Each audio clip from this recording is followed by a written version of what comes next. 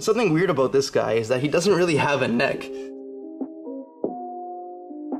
Hey, what's up guys, it's Austin here and I hope you're having a great day. In today's video, I'm gonna go and highlight one of the breeder male racks for you guys. I'm pretty sure I showed this one already, so we're gonna jump on to this rack. I'm gonna show you a bunch of the really cool breeder males in there. Of course, I'm not gonna be able to show all of them or else it'd be a super long video, so I'm just gonna stick to 10 to 12 of them, and maybe we'll come back in the future and highlight the rest of them. Right now, I'm gonna go and clean all these bins, then I'm gonna go and get the males that are breeding, and then we're gonna go jump right into this video.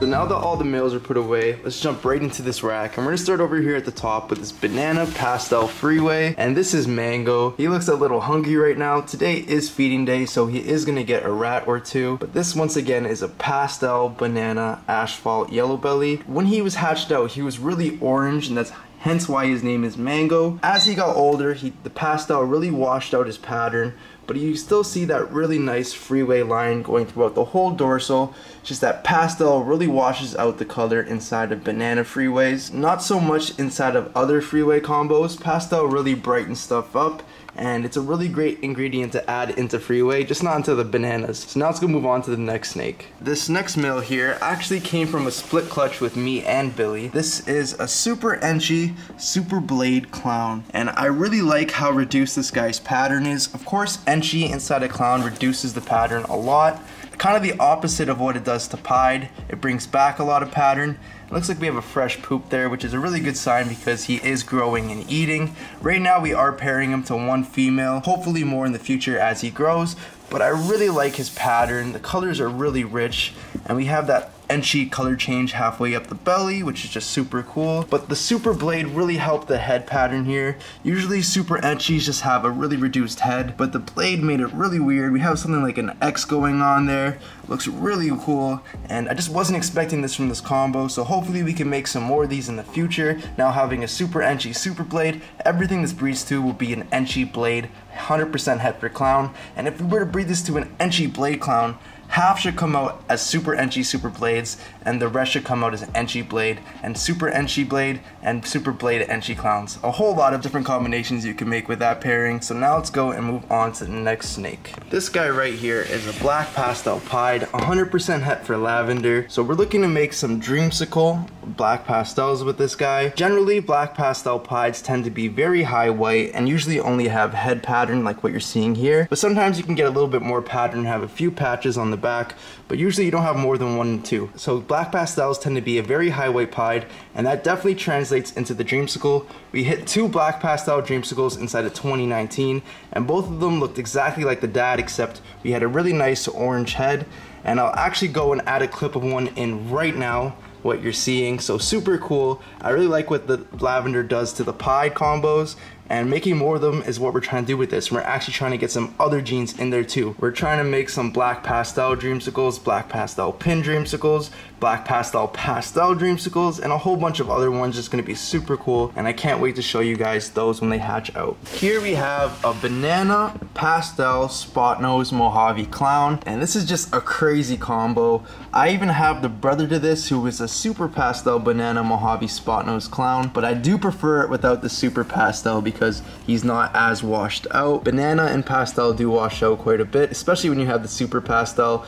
But this guy right here has a really intricate head pattern. I like all the little dots and spots on it, and then I just like how all the pattern on the side is just connecting together, and that's the Mojave and the spot nose doing that. And of course you have the banana bringing the overall yellow tone, and then the pastel just blushing it out and making it that much more brighter. Really crazy snake. He's breeding to a few females. This is his first year. Can't wait to see what he produces. And mine already got breeding already. I have 1 clutch from him to an ultra male female, so hopefully we get some really cool double hets. And let's move on to the next male. This guy right here is deep inside a shed, but I thought I'd show him anyway. This is a banana pastel leopard clown, possible spot nose. So this could actually be a banana pastel Batman. We have seen some Batmans that have very similar pattern and some pastel leopards that have very similar pattern. So hopefully when he breeds this year, we can prove him out. And it'd be amazing for him to be a spot nose because we'd have another Batman here. We do have a Batman all the way up there.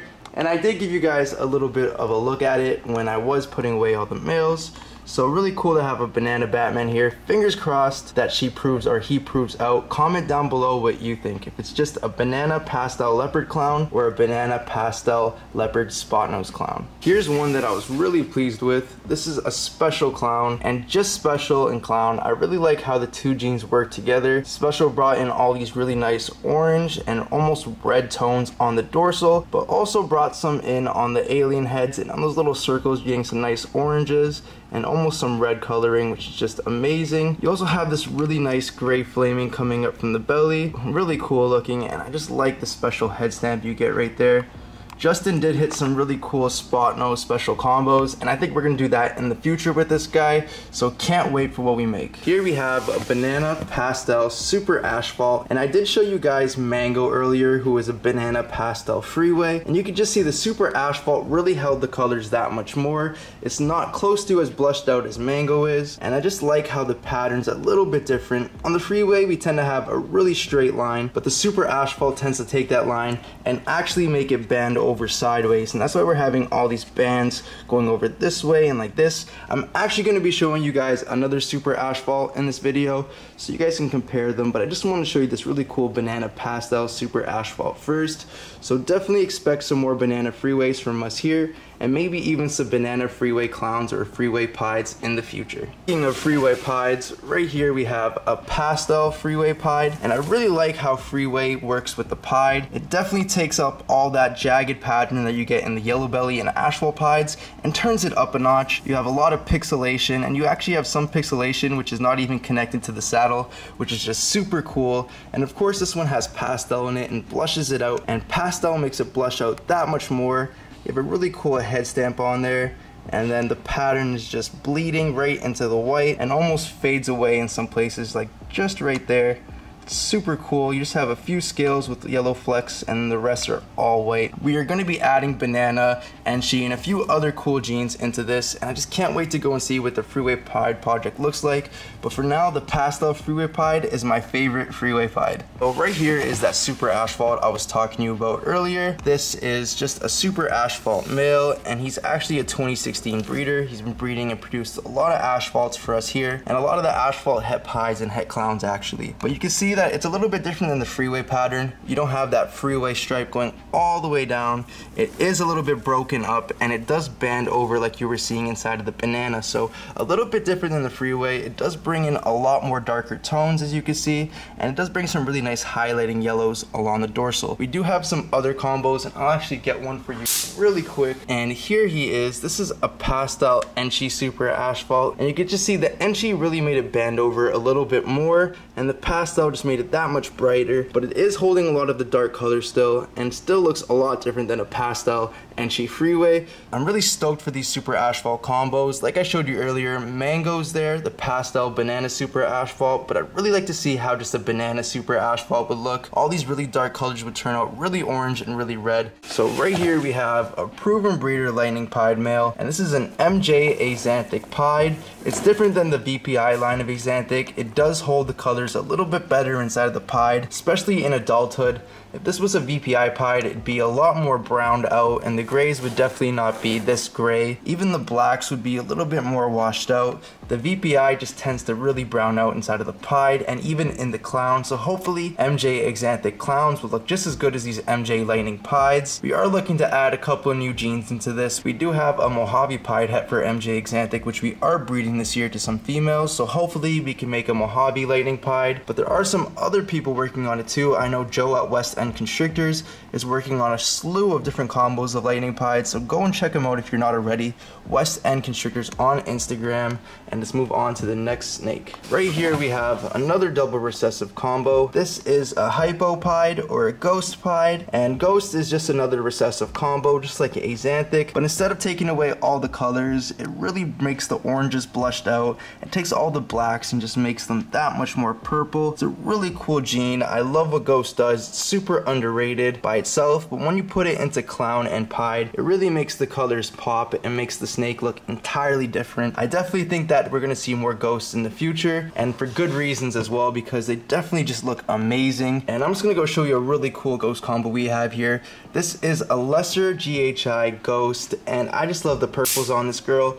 So now that we're back to the pied here, I just want to go and show you the possibilities with this. So imagine having that purple on this pied. It would be insane. I think you could do it with the GHI Mojave Hypo pied. I'm not 100% sure, but it's definitely a cool direction to take the project. Right here we have a clown pied male, and it sort of seems like we're sticking to the double recessives here, but all of them are just at the bottom of this rack over here. So this is a clown pied, and of course we have the white and the patches all from the pied, but all the pattern that you're seeing in there is the clown pattern. Of course we have that really nice clown head, and then we have this really wacky pattern going throughout, which is a little bit different than what you're seeing in an average clown, but that's from the pied influence. So in clown pieds you get those white patches like the pieds and the heads like the clown, but usually all the pattern is a mix of the two and looks super cool. Can't wait till we make some other pied clown combos. We do have a couple here. I'm not going to be able to show you in this video, but I'm definitely going to be doing another video in the future highlighting all the clown pied stuff we have. And now let's move on to the last snake today. All the way at the bottom here, this is the last snake, and this is actually a pastel enhancer, and there's no super pastel in here. Nothing else going on, no yellow belly. This is just pastel and enhancer. And something weird about this guy is that he doesn't really have a neck. So if you're looking, his neck is very thick. A lot different than what you're usually seeing inside of a ball python. They have those really skinny necks, and it tends to get a little bit fatter right around here, and they have those really thick bodies. But this guy just didn't have a neck for some reason. Looks like he took Trap Day to a whole new level, but a really cool snake. I love what pastel did to the enhancer and made it that much brighter. It's a lot brighter than all the other pastel desert ghosts I've seen. And comment down below what you think of this pastel enhancer. Does it look nicer than the desert ghosts, or does it look the same? I want to hear your opinion. So that's pretty much going to be it for today's video. I hope you guys enjoyed all the really cool breeder males inside of this rack here. I'm going to do another video like this, but I'm going to go get another one of those for sale videos out for you guys. It's going to be from the $250 range to the $500 range, so stay tuned for that video tomorrow. If you haven't already, hit the like button, hit the subscribe button, don't forget to share this video, and I'll catch you guys on the next one. Peace out.